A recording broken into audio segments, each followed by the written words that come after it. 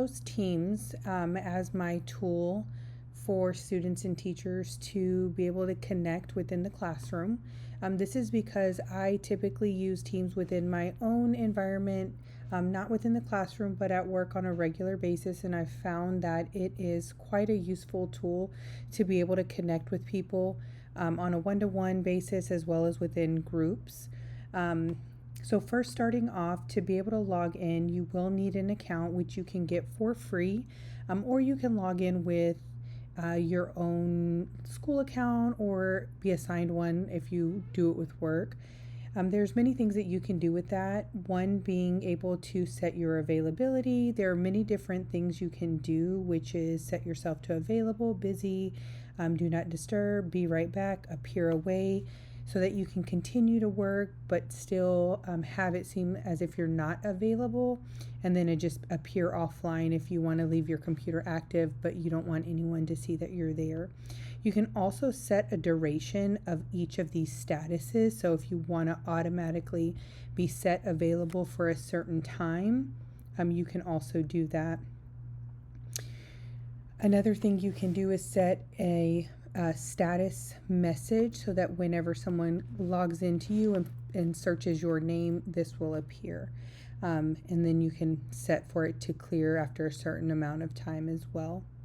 I often use this whenever I'm at work and I want people to know that I may be online, but I may not be available at that specific moment.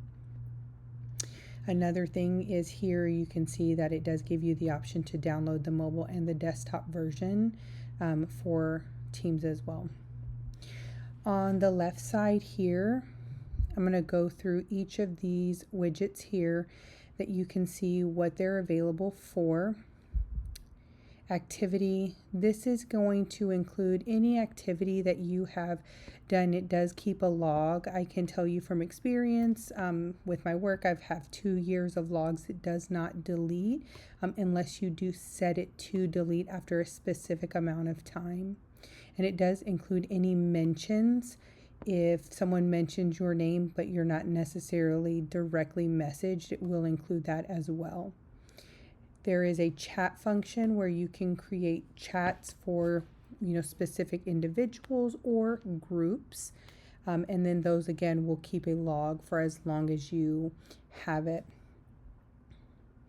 So here in Teams, if there is a time that you want to get a group together, you can actually send out a message via email and include a team code, which will allow a team meeting, a closed team meeting, which will only allow the invited members into that said meeting. It's similar to Zoom, but in this setting, which allows for a more open conversation.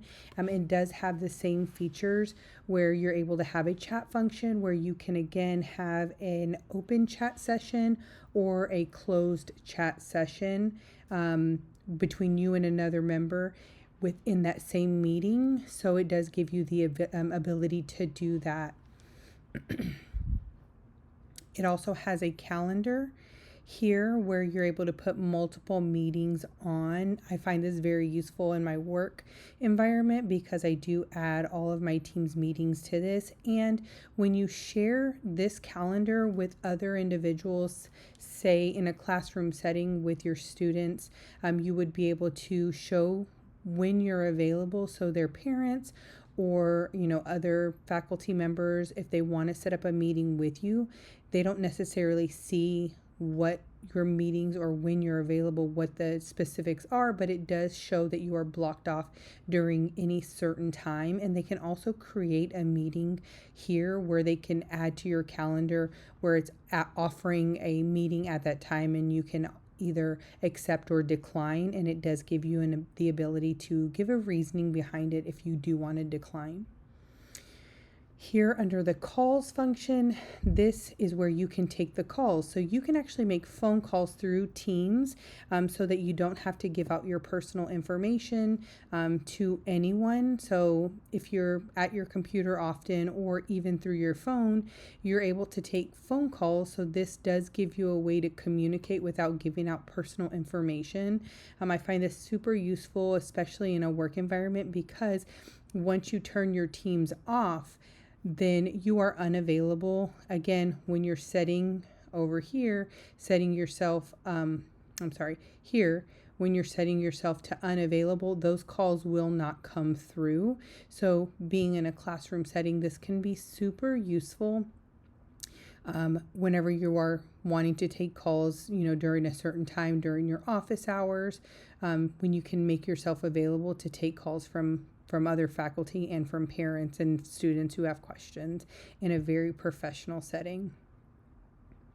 And here in your OneDrive can be an area where you can save files that you want to share amongst students, faculty, and other individuals, parents.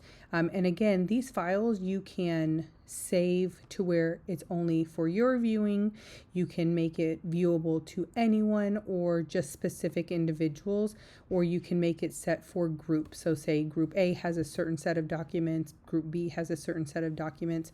Of course, unfortunately, mine is blank because I do use my work one and I don't want to offer that information here, but I do find this feature super useful because I do have a lot of different teams that I'm a part of, and I'm able to access files on a regular basis without having to keep them saved to my computer or to constantly be asking another individual to provide them for me.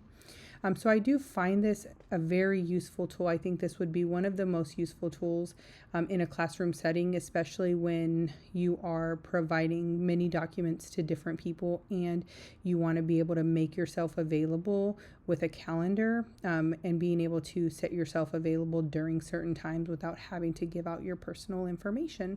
So that's the one I chose.